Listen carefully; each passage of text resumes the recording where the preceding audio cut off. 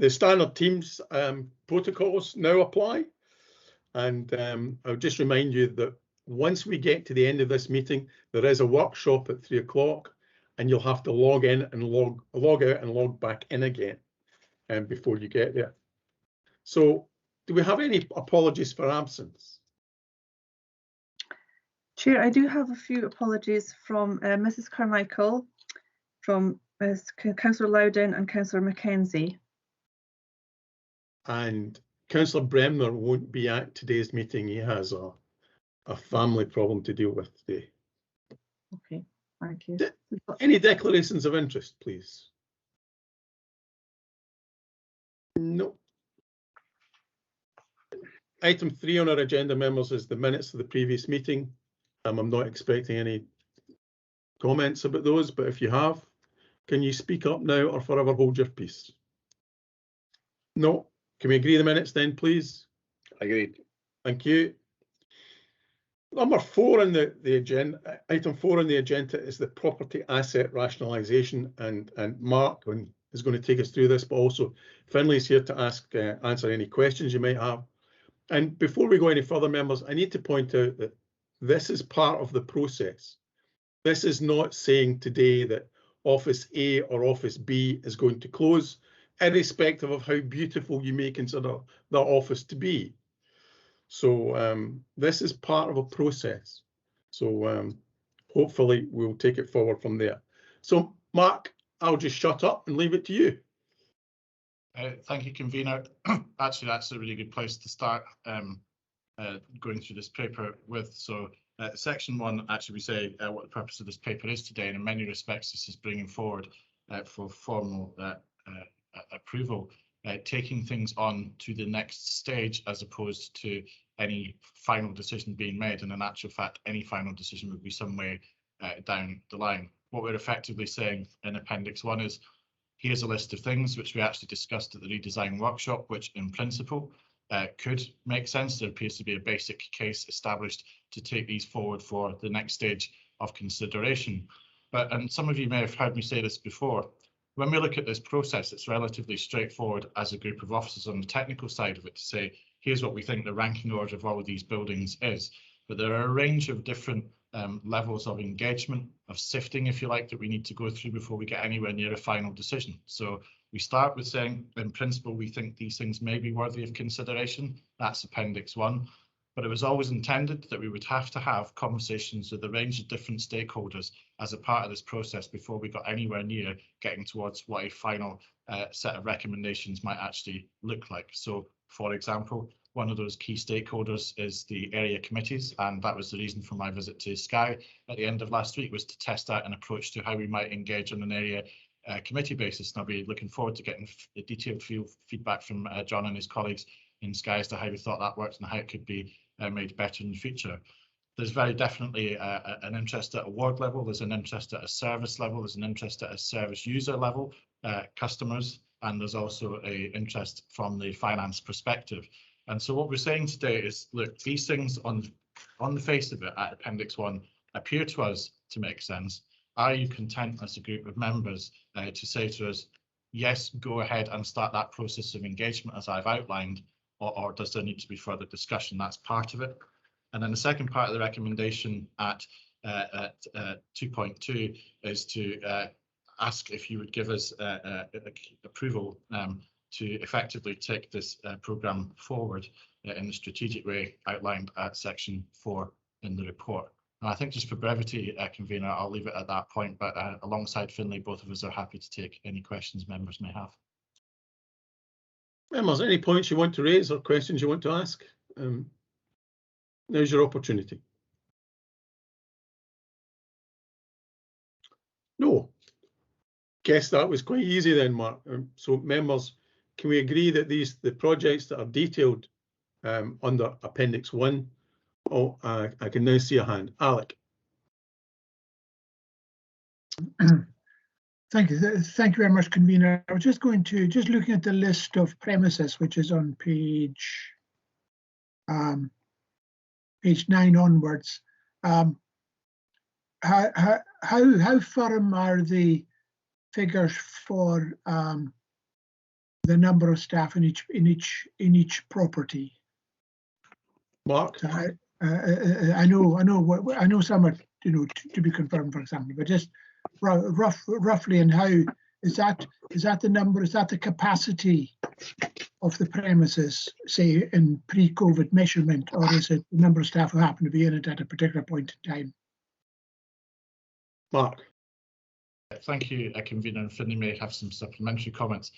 As with any of the other figures that are quoted within each of those buildings, they are indicative figures, which is why, for example, in terms of number of staff, we've used approximate in the report deliberately. So at the point that we are looking at the minute, that's the amount of staff that we estimate would need to move if those buildings were agreed to be taken forward and eventually decided to be rationalised, if you like. But as with anything, when we're talking about costings or figures or staff, etc., it's good for the minute that we're talking about it, which is right here today. Those numbers may be subject to fluctuation as we go through this process, but we'll certainly update members as we go through it. But that's our estimate at today, and they are estimates for all of those figures. Finlay? Thanks, Chair. Just to confirm on the question, it really is the pre-COVID numbers that we stated there with the information we had, and there are less people generally using these office space right now. Just to clarify that, Chair, thanks. Margaret? Nightmare just now. Well, I've said it before, but I'll keep saying it again. We cannot look at these buildings in isolation, which is why I just shake my head at the townhouse. We've got a bigger prize here, which is the headquarters building, and we can start looking at demolition and movement there and use the townhouse to the hilt as an interim measure. I'm not saying we don't look at the future of the townhouse, but it's not immediate. I think there are better hits by thinking about it in the slightly longer term and using the capacity, the offices that we have in Inverness Town Centre. I must admit, though, just now, the offices are just in complete flux, but it will pass. Carolyn? Yes, thanks, Chair. I think Margaret makes a good point that we should be looking in the whole, in the long term. And I know this is just short term, but the headquarters on Tonahoo, you know, the main headquarters is a huge potential for moving out, having some new offices out of town or elsewhere at the very least. And I think, yeah, I'm all for the townhouse, actually looking at how it might be better used. It's common good fund. It belongs to the common good fund, not to the council. It costs the council to rent it. I accept that. But, and I do think there's probably better uses in the long run when we get the castle sorted and it all links together. And I think we should be looking at, in the long term for the townhouse to be a really swept up wedding venue and all sorts of stuff like that, but we could also use it for civic events. But I do think that if we are not careful, we will squeeze ourselves into the headquarters, which then might make a long-term move from the headquarters into decanting into another building. That might be a huge challenge. So this is where we get the problem of, have we got the strategy right before we look at all the asset rationalisation? But I'm sure that will be taken into the round when we look at each of these individually. Thanks. Muriel? Thank you, Chair. I think the strategy needs to be bottomed out quite quickly because we are, I'm not being unkind, but we seem to be going round in circles. There's a bit of me saying, I agree that I think the townhouse is a fabulous venue, not for council business, because we're obviously paying rental there, but it would be quite bespoke for weddings, hotel, whatever, and give Inverness whatever it needs from that funding. Currently, the HQ has got lots of empty space. It's got good parking. So let's just rationalise what we've got there and move to whatever we need to do. But I'm quite keen that we move forward with a strategy so that people know that we're not just talking in our own bubble about this. You know, I mean, Inverness is obviously one part, but we've got buildings all over. Obviously, Mark's been to Skye, we know our own ward, what we've got, but I think we really need to start listing these things and saying this is what we're going to do this quarter, next quarter, ad infinitum. Alistair, I saw your hand up and it's disappeared again. Are you? Sorry, Chair, I'm not a member of the group, but thank you for allowing me to speak. Just in relation to that, I think it's an excellent report. It's a base to start with. I know there are quite a number of buildings. Sorry, that's not my phone anyway. There are quite a number of buildings in our ward here, and I have no issue with them. In relation to, as Mary has said, in relation to the townhouse, the townhouse, I think it's one of the most uneconomic buildings for council use, and I think that has to be looked at immediately, because we are paying 418,000 roughly, and I would think maybe clarifications we need with our utilities on above that as well. So there's a considerable amount of money being spent there, and it's not good value for money when we have plenty of room in HQ. And I agree with Muriel that it can be used as a fantastic visitor venue, a fantastic wedding venue, and it's got a lot of potential, but not for council use. Thank you, Chair. Derek. Thank you, convener, and thanks for the report, Mark. When we discussed this previously, the county buildings in Tain, which houses the service point, we did discuss this one, and my support was on the basis that the service point would be retained in Tain Town Centre. So if you were going to close this one, which is on the High Street, you would open one in close proximity, but you're suggesting moving it up the hill to the new 3 to 18 campus. So I'm assuming this can't happen before 2024 at the earliest. As this is supposed to be immediate or short term, how can it happen in the short term if the campus won't be ready until 2024? What's your proposal? What are you suggesting we do here? I think that's the point, Derek. It's why that engagement with local members as a major stakeholder is really important. So we need to listen to the views of local members, and that is the intention, I can assure you. And I heard you the last time, and I think everyone was agreeing with you that we needed to retain something in the centre of town. So, but that's something that will come through as part of the process. And Margaret, your hand's back up again. Unfortunately, you're on mute. I am. Yes, my hand is back up again because I know there are two pieces of work done which we should be seeing as a redesign board. One is about moving people. It's actually about getting out of headquarters, which is a terrible building, ventilation shocking, and all the rest of it. So that's the big gain that we could have there, and we could look at what we need to do with all of that site. And it was also about where we could move folks to and what we could do with the residual part of the headquarters building, which we'd need to keep, which is the old listed piece of it. And I know there have been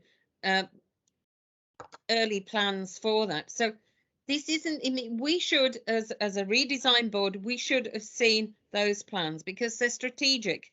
They are about moving people out of the huge building that we've got for headquarters into what we have in the centre of town. And I don't understand why we've not had those papers. Well, I believe, Margaret, that the only person on the redesign board that's actually seen them has been you. I haven't seen them. And as chairman of, well, you've been involved in the discussions. And as chairman of the redesign board, I haven't seen them. And certainly there is no doubt about it that the headquarters building is a major part of what we need to be looking at. But that does not mean to say that we don't take into consideration the state of the townhouse. Right. Alec. Okay. You're on Thank mute, you very Al. much, convener. I was just going to make two minor points. One is on the, I'm trying to find it now, the site, the Hatted accommodation on Dufford Drive. I think that'll become much clearer once the Inner Murray Firth Local Development Plan goes to committee in Inverness Area Committee in about a fortnight.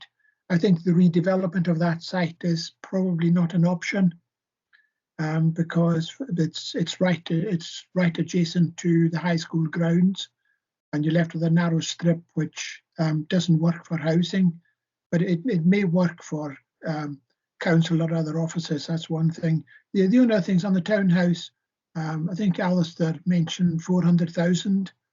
There could be other costs, but the current rent paid by the council to the Common Good Fund, Inverness Common Good Fund, is 234,000.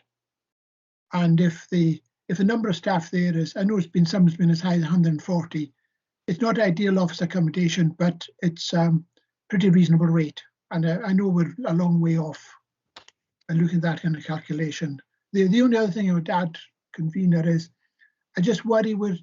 I don't know if have we got a picture of how many staff we'll be looking at in the main localities and in the kind of medium term, because that will then give us the basis of the need we've got for accommodation, and then we can think about which buildings they go into, which buildings are surplus to requirements, or in fact where we might need a new building. I think in some ways we need the demand for buildings as well as the supply of them, and it's the supply of them that's in front of us today. And it's very interesting, and it's good information. I'm glad we're looking at it. Thanks, Alec. Laurie. Thank you.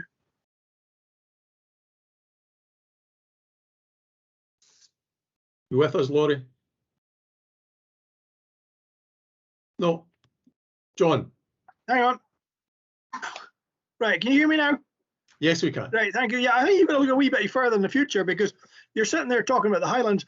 I think in 10 or 15 years' time, you're going to have an Inverness City Council, and you're going to have to look at that. Keep that Glenurquhart Road site is certainly the council chamber open, because you'll have a lot more councillors. And I know you've got us down here, the Nairn Finance Office. All right, it's only a revenue 7,000 a year, but it's seating staff of 12. It's still a good building, just probably needs tarting up a wee bitty. At the end of the day, you still need office accommodation. But certainly, I think you've got to consider Inverness being a city council in 10 years' time. And if you don't, I think it's to your detriment. Thank you. I would be really disappointed, Laurie, if you didn't bring up freedom from there.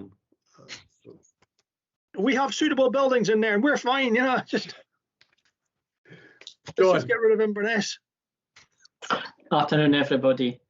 The report gives us, we've got quite a good report here on office rationalisation, but we don't have a report from the actual new ways of working.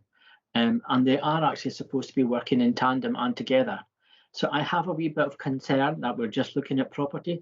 I was looking at the properties for Inverness, and you're talking about the movement of 187 staff. That's what those buildings that you're looking at the present moment need to be. And they all say in the description, move to area hub. So you're looking at 187 staff moving into HQ at the very same time as you're talking about what the future of HQ is. So the two projects should work in tandem. I've worked in, for a number of years, I've actually worked in the townhouse in Inverness. You're right, it's not fantastic or ideal office accommodation. But you know something? It's not the worst either. And that money, whichever the council pays for the rent of that building, we must remember it goes into the Inverness Common Good Fund. It's reused within the community. It's reused within Inverness. So I'm just making observations. I really don't think I'm in a position to comment too much, but we do need to see both parts of this working together. You cannot have the rationalisation without the new ways of working. And we have a report today from rationalisation, but we don't have one from new ways of working. Thank you. Derek. Thanks again, Bill. It's just on what John is saying there. there's 30 staff in the Tane social work office. Even with new ways of working, you know, where do those staff go? And if it's you know, if it's Dingwall or something like that, again, it's or Golspie. I mean, you know, there's just a lack of thinking about the effect of this on small communities, and we really need that to see that element of it now before we start, you know, offloading buildings. If that office in the social work office houses 30 staff and the revenue budget for the office is 15,000, that's £500 a year. I don't think you'll get a bargain centre where they can go to for a lower amount than that. But what we're looking at today, members, is a way forward.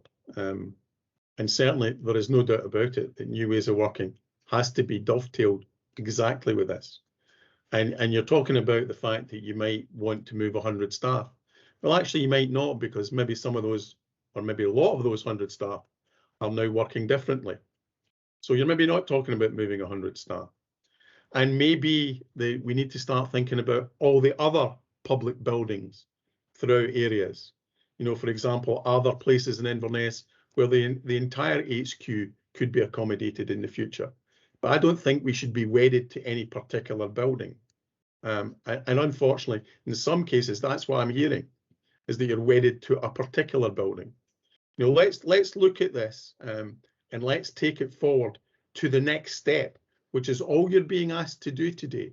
You know, I know, for example, that my area roads manager is up in arms about the thought about losing his building, but that's something that will be taken forward in the process. So if there's no one else wishing to speak, members, I would ask you to agree the recommendations on item 4 on your agenda. Agreed. Thank you. Now we move to the amenities project update. And I'll initially hand you over to Carolyn Campbell, I believe. Carolyn. Thank you very much, Councillor Lobban. Good afternoon, members. We're here today to present our update to you on the redesign project. And the report takes members through the progress against the 6 objectives that are set out in the amenities review. And members are asked to note the update on the projects and the progress made to date across all the work streams. Note the Scottish Government's allocation of funding for Play Park renewal, and in particular the 2021-22 apportionment of that, which is £234,000, and that will be going forward to Community and Place Committee on the 10th, Wednesday this week actually, along with the proposed approach as to how that allocation could be spread across Highland.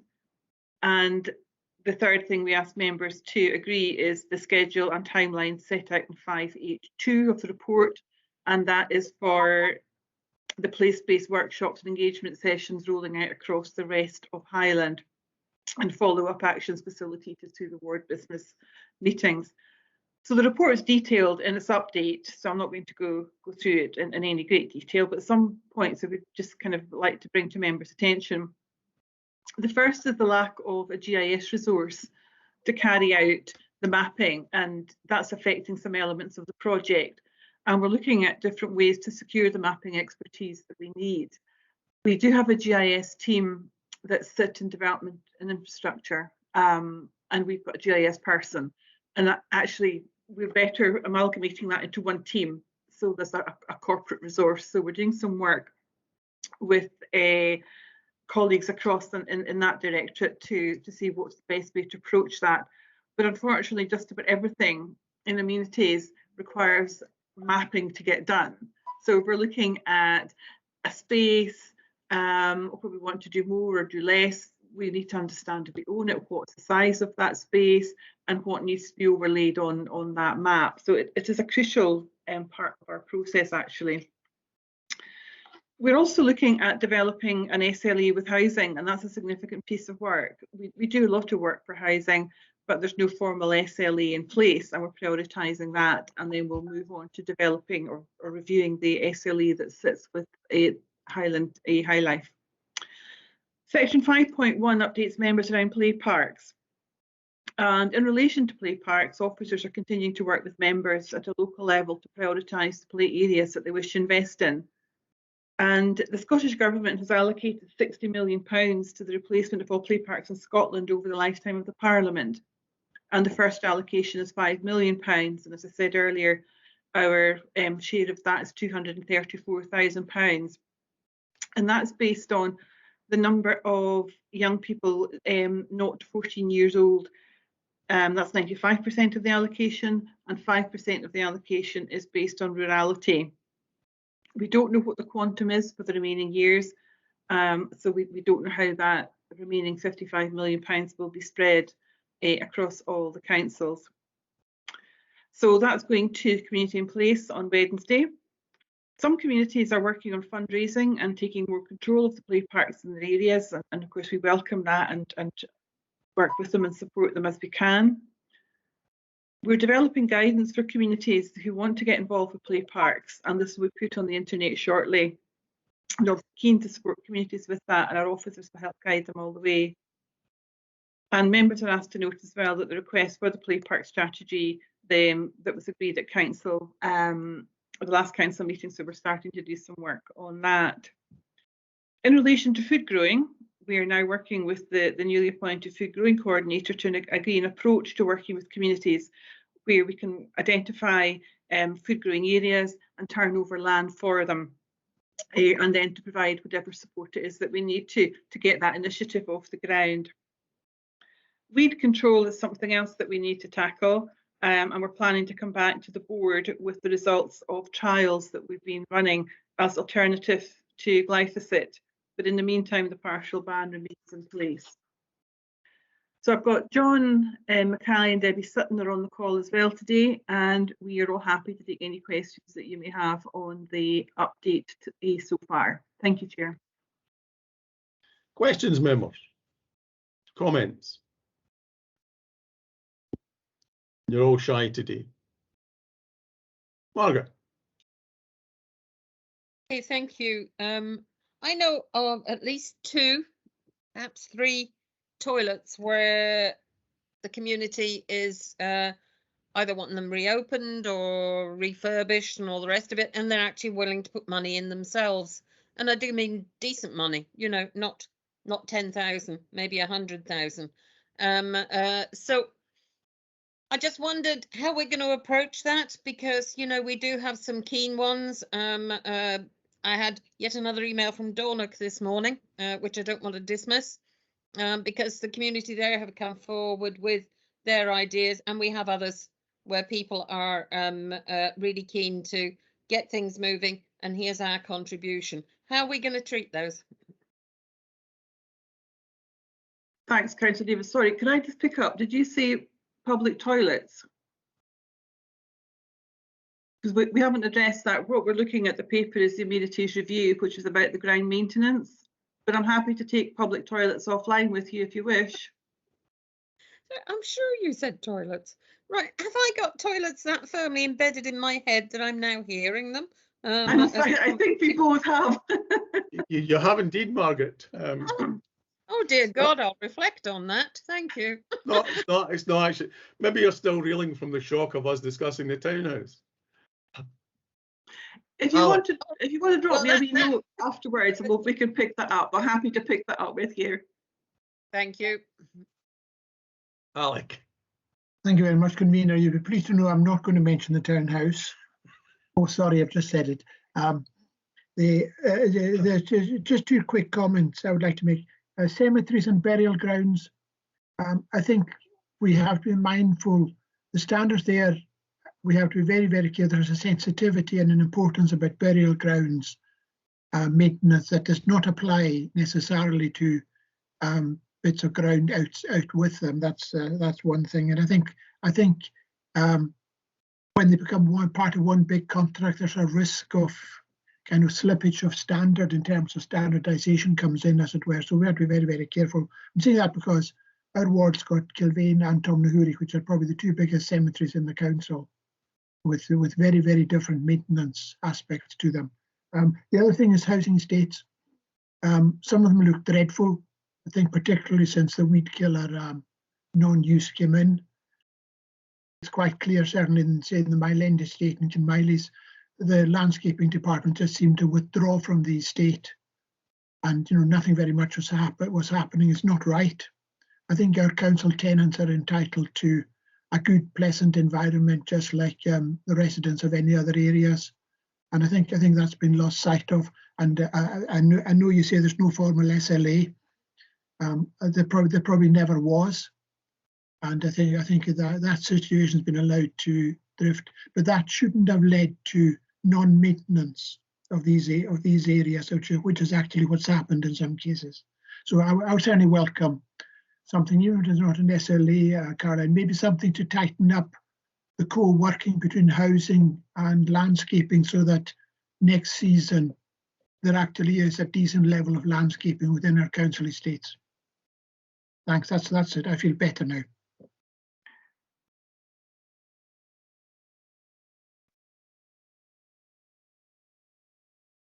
And the convener's on mute, which is good. Oh, that's quite nice. Yes. Sorry, Derek. Yeah. So, thanks for the report, Caroline. Yeah, there's I suppose a couple of things strike me. I think it's more about the sort of place-based idea, and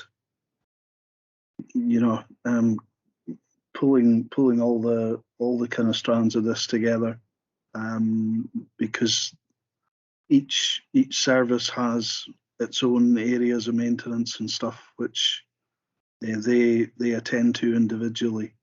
So trying to pull it all together, I think, so that you don't have roadside maintenance by one team and amenities dealing with grass cutting in a housing estate, and then somebody else dealing with parks, and somebody else dealing with education. Trying to draw all those threads together and focus on communities, and how all of those services work together to support communities, I think is the way that that this should go. So it'll be good if we can see that happen. It has. I think it is a source of frustration in communities. So making changes which allow all of those to be looked at the same time, I think is a really positive thing. And if the services can work together to produce a coherent place-based approach, then I think we'll be a lot better off.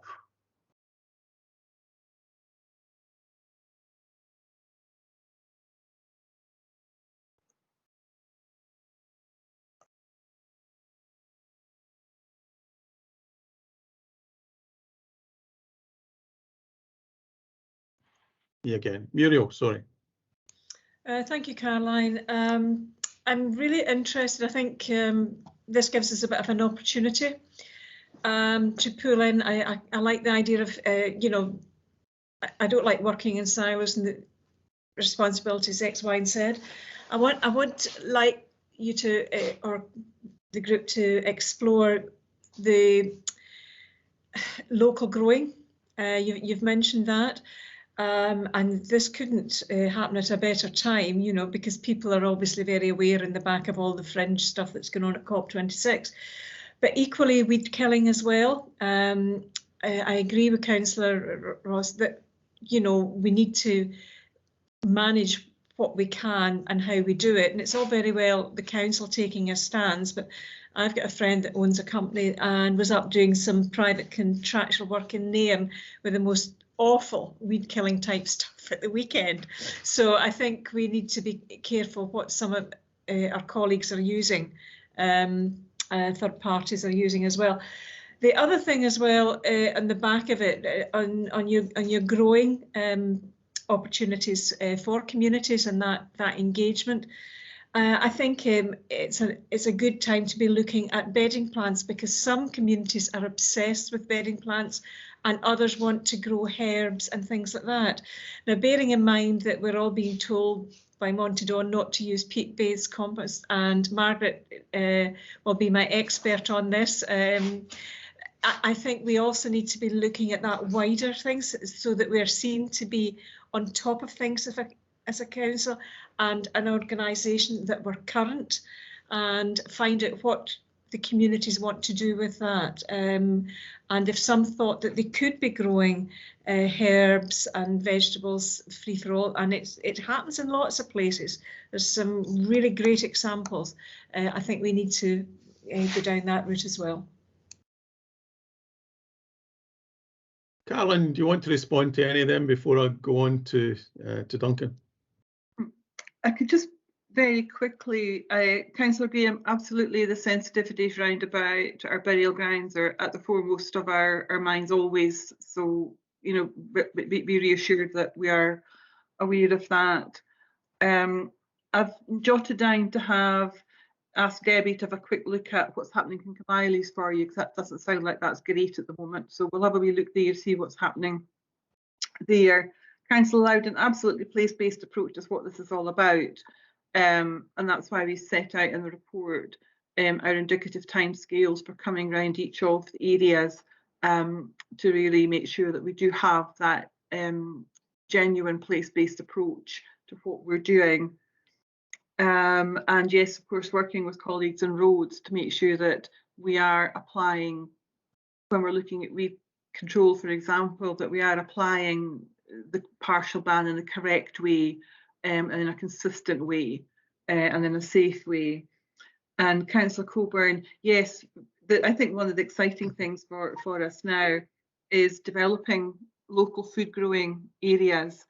And we'd be really keen, or we are really keen, to try and find a couple of areas that we could start piloting, because there'll be a lot to learn for us as a function about what it is that we need to put in place to turn a piece of land over, whether it's a play park that's no longer used, and that's perhaps something that you'd want to turn over for food growing, or perhaps another space.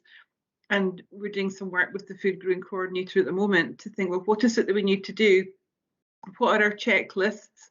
Who do we need to engage with? Is there a planning issue or change of designation for that space? So if any members have got a piece of land that you think would be suitable for food growing, you'd like to pilot that, we'd be really keen to speak about that, so we can start to learn and plan and be ready to, so many puns, but hit the ground running, you know, in next year. So yeah, please come forward if you've got any space that you think we should be moving on. So I think that's been caught up so far, convener. Happy to take any more questions. Caroline, I've got a bit of my garden that would be a perfect trial basis for you to come along and plant vegetables. I'd be delighted. So I've got a couple of. I'm the same. I'll give you a ring afterwards to give you the coordinates. You need to watch the bees, though. Duncan. Thank you, Chair. Yeah, on the amenity services, we're looking to see what can be done with our play areas, and we were all delighted when the Scottish Government announced in the run-up to the most recent election in May that they were going to provide additional funding. We didn't realise then it was going to be over the entire term of the Parliament, and when you look at the amount that's been allocated for us of 234,000, that could all be swallowed up in one park in Inverness. And I'm thinking along the lines of Whin Park, the biggest community park we've got in Inverness, just for replenishing of what we have there and giving it renewal. It's called a play park renewal programme. The bulk of the cost that we have is staff costs and cutting of grass costs and everything else. And I know that in our wards in the Inverness South area, we were told that after all the costs of maintenance and grass cutting and what have you, we're allocated £42 per play park, and that would cover us for half of a seat being damaged on a swing. So you suddenly realise that 234,000 is not going to go very far. But if we could be creative with this, in the same way as one of my community councils have been creative in Tomatin, and they've looked at the spend for this year and future years, and they've actually gone to the funders from wind farms and said, can we total up the funding that you would give to us over a 5-year period and give it to us in year one, or look have the advance on it to know that we can do this, and we could look to do something creative in our Inverness play parks and throughout the Highlands, because if not, it's going to be such a small sum that it's going to look insignificant when it's spread across such a wide area. One of the play parks that I visited in the summer and was blown away with the quality of it was at Castletown between Thurso and John O'Groats. And the thing that struck me was how many partners were involved in it. And I think that is the key to play parks, is where we get partners involved, where we get local companies involved, where companies will sponsor equipment or provide equipment. And we've got a number of successful companies who would be more than happy to give community payback and to say, we'd be delighted to sponsor this or that throughout Ross-shire, Inverness-shire and throughout. And I think we need to become much more commercial in the way in which we look at this, because 234,000, whilst it sounds a lot of money, is a sprinkling unless we get match funding from our other investors. And on the same point, to overcome Inverness's roundabouts, I would like to see them sponsored by the local garden centres, and we can have the same thing going into Ross-shire. In Inverness, I would have Howden sponsor one, Doby's another one, Simpson's another one, and who knows, even a Breachin nursery might sponsor one. But we could have them all, and the Inverness Botanics should be doing one, and they'd all be competing with each other to help signpost people to their businesses. And at the same time, Inverness and all its visitors get some absolutely wonderful and colourful roundabouts. And it's a great way of us being eco-friendly and green. But we could do the same in our other, approaches to Dingwall and what have you, the Tor Roundabout, sponsored by Monroe Nurseries and the like. We should be approaching them and talking about it instead of filtering them all through Inverness Courier, where they're taking away the biggest chunk of the money in their advertising costs for staff. I don't think it's making anywhere near the money that we hoped it would, and we could be doing so much more with it. And that's what I would like to see, is match funding and being more creative and being commercial on this. Thank you. Thanks, Duncan. John. Yeah, thanks, Bill. Good news about play parks that Duncan might hear this again, and it'll come to the Community and Places Committee. We just opened a play park in Killacan on Friday, cost about £100,000. No funding from Highland Council. Funding came from the community. Funding and in-kind work came from major contractors and Maui and people like that, and fundraising. But the whole issue was down to partnership working. And as Caroline knows, I'm really, really keen on partnership working. And by partnership working, I mean that we don't, when an idea comes forward, say, we haven't got the budget, that's out with our scope, we can't move this forward because of A, B, and C, without actually considering what the options are. And on numerous occasions, the options are the council doesn't have to spend a penny. But what they need to do is engage with those who want to drive something forward, have the conversation, and at least be seen to be supportive. And that, in effect, is what localism is about.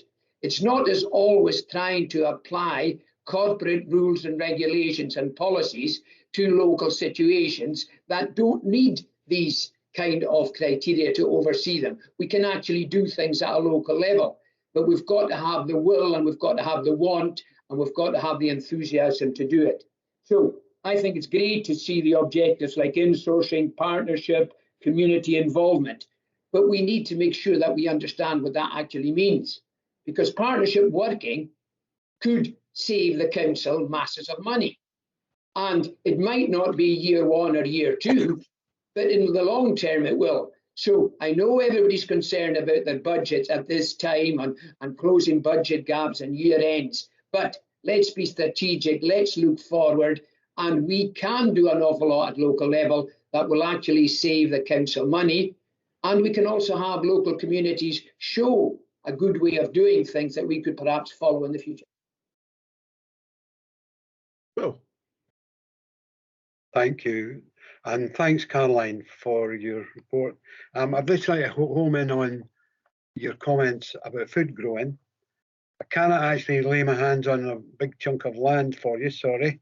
But what we have got in my ward, in the high school in particular, there's a history of having converted previously fallow land or play park land into food growing. And there was a successful business there for a number of years. It kind of fell away a bit, but in this latest tranche of investment, we're going back to redeveloping that. So there's a bit of experience there. You were talking about that aspect of it. The head teacher is really dead keen, and a lot of the children and families got experience, not only in growing, but distributing and the whole industry around it, you know. So I just thought it might be worthwhile just, you may already have incorporated their ideas, but if not, there's some things there to learn. And in my ward as well, with the latest tranche of investment, we're going to be redeveloping the park, the parks for the play parks extensively. So it's quite a lot going on around my way.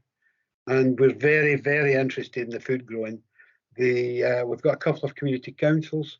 We've also had little initiatives of their own, just working completely on their own with help from some partners. So if we can be of any help, we'd like to be involved. Carolyn. Thanks, Chair. Yeah, I wasn't going to speak, but I do think that Inches Park is a really interesting example because it's not a small park; it's massive. It's a district park within the city.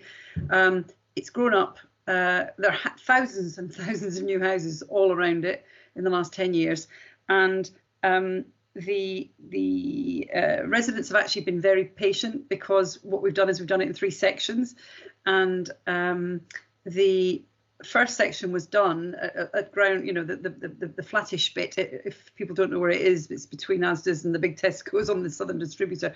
And the first section was done, but the council couldn't afford to put any equipment in.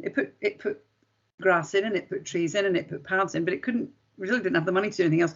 So the Inches Park Community Association was formed, and then they went out and got external funding. So working together with the developer contributions and the local community, trying to then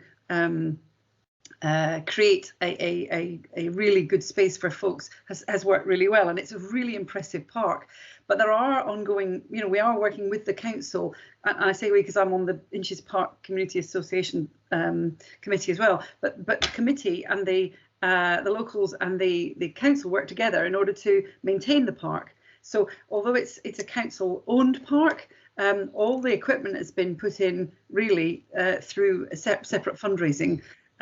Which is a huge feat in a district park. And now we've got phase 2, which goes up the hill, and we've just now finished phase 3. So we are doing a lot of work, but I do think there are different models for different communities and different sizes of parks. And I think you've just got to do what works.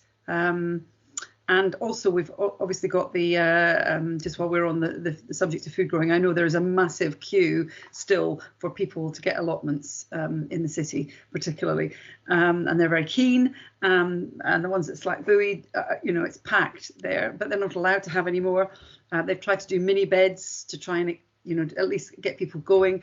But yeah, anything we can do to find some extra ground. We did have some right up the top of Brazo Balvoni, but it's not really conducive to really good growing conditions so much up there, but people are very keen.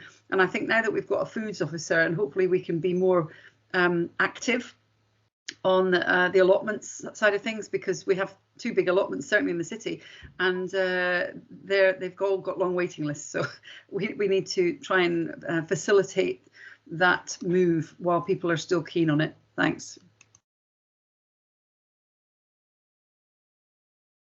John. Thank you, Bill. I put a question in the chat saying, does the Highland Council operate an allotment scheme? Presumably Carolyn has just answered that question for me. I don't know if the council does or it doesn't, but one of the comments that you said, Carolyn, there was in Slackbuoy, they're not allowed to have any more. Well, who's stopping them? Why can't they? Is there something we can do as a council to encourage people to have allotments so they can grow their own food? You know, have we got barriers from stopping this happening? Sorry, I should have been a bit clearer. We're not stopping them in the whole area, but the allotment is full, and there is a limit to how many they can have physically on the allotment. I think it's written into the deeds and rules, but that's worked with David Sutherland actually, who donated that land. Let him speak, Caroline. John. Yeah, thanks for that. But I suppose it's just the same question. Is there rules? Do we have something in the council that's stopping this from expanding? Can we actually expand it ourselves? Is there more we can do to encourage people to get the allotments? You know, even some of the buildings you're talking about that are decommissioned, maybe we should just knock them down and rent out the ground for growing food. Thank you. Caroline, there's 1 or 2 points you might want to pick up on, including allotments. Thank you. So, Councillor McPherson, yes, thank you very much for your comments about that and being creative. And I think you're right. It's about what can we leverage in, what can we try and forward front as much as possible, because £234,000, whilst very welcome, is not going to go terribly far. We can carry it forward to next year, but we don't know what we're going to get next year. So yeah, I think it's really important that we maximise that money as much as possible. Be more commercial, yes. I really like your idea about getting the garden centres to sponsor roundabouts. I mean, that would be really pretty, wouldn't it? Once we get all the lovely summer flowers on. So they'd have to pay, but that's something I'm sure we could look at. And Debbie's on the call. She runs the scheme with the Scottish Provincial Press, so we'll definitely take that one away and see what we can do with that. Councillor Finlayson, yes, saw your photographs this morning. The park looks absolutely super, and well done everybody involved in that. And again, it's just another really good example of partnership working, isn't it, and community involvement. Councillor Boyd, I will come back to you offline and get some more information about what you have been doing at the high school, isn't it? The huts at Dockgarrick at the back, isn't it? Yeah. Well, it actually predates that. Yeah. So I'll come back and get some more information from you on that, if that's all right. And thanks for your contribution there. Councillor Craddock, yes, different models, different parks. That's really what we're trying to do in terms of a much more local approach to play parks and all the work we're doing, you know, at ward level with members and communities. I'm going to ask Debbie to answer the question about allotments if she's still on the call, because I think that's a different approach to food growing in terms of what we're offering. I think the council is responsible for allocating space for allotments, but I think it's a slightly different approach, and I'm not totally familiar with it. So Debbie, if Debbie's able to answer that, if not, I can get a response and circulate that around the group. Thanks, Caroline. Yes, I am still here. It's not actually Amenity who are responsible for the allotments. So we don't, I'm not sure actually who it is. I think they're allocated through housing, and they manage the waiting list and they manage the allocation of the land. So I should certainly check with Jake Mitchell from housing about that. Thanks. And we can circulate that round Councillor Loban if that's helpful to the board, just so everybody knows what the response is to that. Yeah, that would be good. Thanks, Caroline. Also, not just the board, but anyone who's in the meeting today would be helpful. So yeah, we can certainly do that. If you're interested enough to come to the redesign board meetings, then you deserve to get all the information. Anyone else got any points? No. Okay. There are 3 recommendations for you to agree, members. Can we have those, please? I'm not hearing anyone say no, so I'll take it that you are agreeing the recommendations. Item 6 on your agenda, members, is the HR system replacement, and I think Elaine Barry should be in the meeting. Elaine, over to you. Thanks, Chair. Yes, I've been asked just to give a verbal report in terms of the replacement system. So I would like to just advise that we have recruited, and I don't have a start date yet, and I will pass on the details of the individual, but we have recruited a programme manager, so I'm delighted that that recruitment's gone well, and they should be starting, I'm hoping, within just prior to Christmas to start getting into the project, and then shortly after Christmas, obviously, they will be doing engagement with the relevant stakeholders, etc. So really pleased that we've been able to move that forward, because it is quite an extensive piece of work, which will require a very experienced individual. So we've been fortunate in getting an experienced programme manager. We're also in relation to the actual project, there has been quite a lot of work done prior to the recruitment of the programme manager with regards to what exactly we are looking for, and we have had some market research undertaken, as well as demos of various systems. So we are really looking at stretching what is possible for the new system, and also potentially looking at how it could integrate with other systems, and whether we can get an all-encompassing finance as well as HR payroll system, which will avoid any interface between systems and ensure that our budget information, our payroll information, our staffing information is all very much from the one system. So we are looking at that as well. We really don't want to we don't want to not look at any possibilities at this stage. We want to keep our options as wide as we can, and get as good a system as is possible and out there in the market, clearly affordable, but certainly something that's going to achieve what we require in this organisation going forward. I would also like to reassure the Redesign Board that we're also looking at how we improve our current system.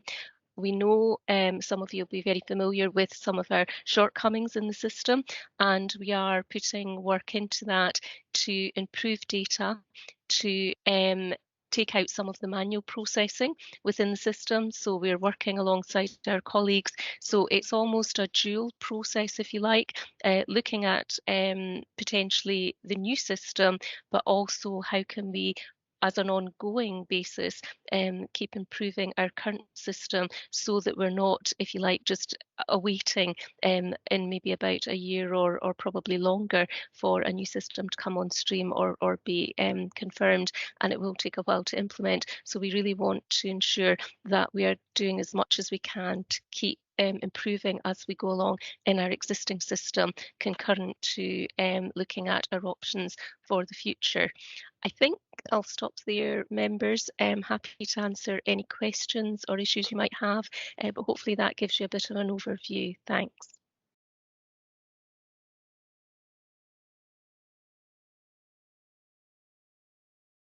Sorry, Carolyn.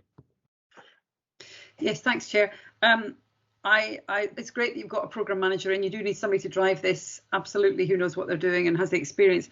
I am really pleased when you said what you were doing work today. It was a bit worrying when you said she's coming in to manage this project. I'm thinking, oh my goodness, or he or she. But I'm glad that you're doing the homework now to make sure that we've got the requirements in the system, and that we don't have, please avoid any very specific requirements in the system. Let's try and keep it as generic as possible, because it's cheaper, it's easier, and it's certainly cheaper in the long run. It always looks like people, want their special things on the system, and it always causes problems later, and it's really expensive. I'm also very pleased to hear that you've got the you're updating the existing system, because that, if you keep manually inputting data, like you have errors, and it's also manually very heavy duty on resources, and we want to try and avoid that. My only question really is, have we started on the data cleanse and the standardisation of, because I think all different departments collect their data in different ways in the council. I'm just making sure that we are actually be in a position to move as quickly as we can when it becomes clear that we can do that. Thanks. Yeah, no, and certainly just to confirm and reassure, as part of improvements to the current system, we are looking at how we input things, our processes, if you like, and improving, what the system can do for us. So we are absolutely looking at that alongside, the data cleanse, so that is taking place. Derek. Very brief, really, just to one point, and that's on double keying, because that, or triple keying in some cases. Yep.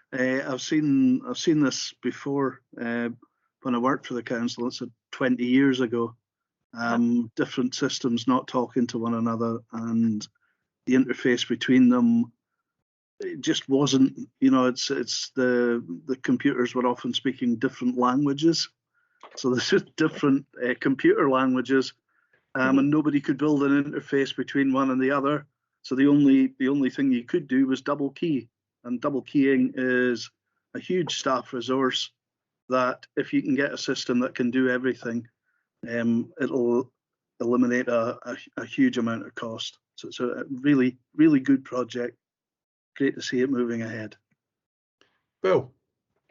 Thank you. Elaine, just a comment really, and just to say, great to see that we've got we're starting in the right place, identifying it as a programme with the ambition to have a suite of interlinked functions matched by a process, and that's just great. I just wanted to comment. My only comment is really on the affordability that you mentioned. It's obviously a wee niggle because you might be thinking that this would cost a lot.